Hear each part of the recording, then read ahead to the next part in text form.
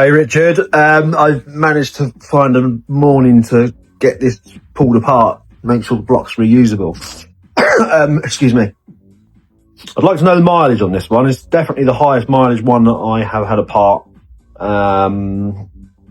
But you're very lucky in the fact that that bore is good to go again. It's absolute minimal scratching on there.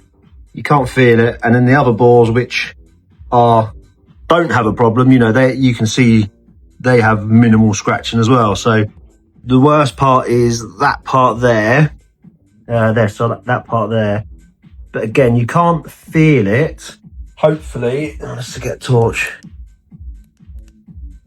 Yeah, you can't feel it. So it's just on the surface, whatever it is. So hopefully that will hone out. I'm sure it will. And you can see the other scratches there. That's absolute minimal, that is. So with a hone, it should be good. I'm lucky to save the block.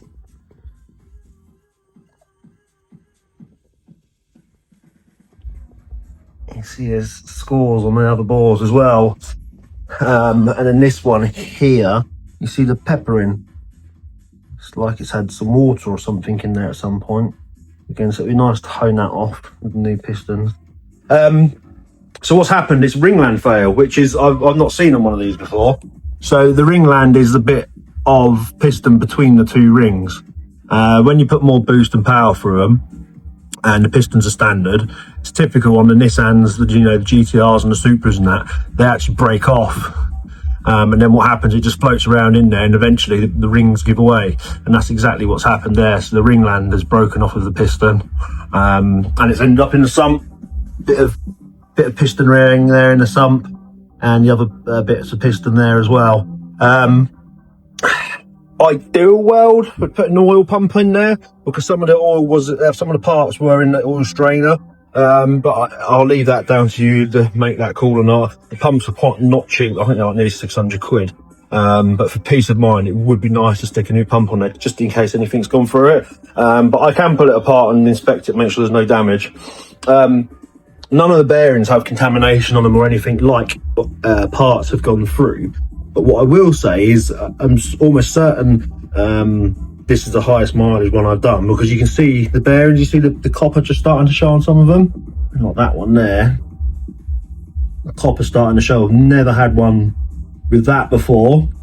So I'm assuming this has been quite high power for quite some time, because every other one I've done, although some of them have been quite a lot more power, they haven't had that wear on the rod bearings.